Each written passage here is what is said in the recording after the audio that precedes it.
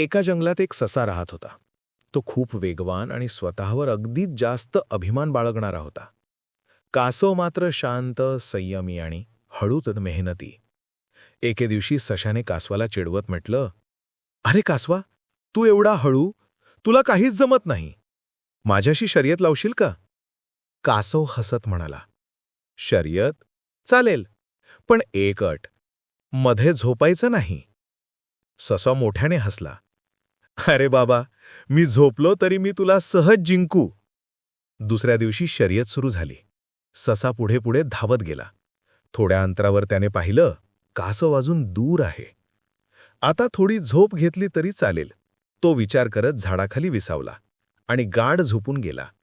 कासव मात्र थांबला नाही. हळूहळू पण सतत पुढे जात राहिला. शेवटच्या टप्प्यात ससा जागा झाला, पण तोवर कासव फिनिश लाईन पार करणार होता. ससा धावत आला, पण उशीर झाला. कासव विजेता ठरला. ससा लाजत म्हणाला, "मी वेगवान असलो तरी तुझ्यासारखी चिकाटी माझ्यात नाही."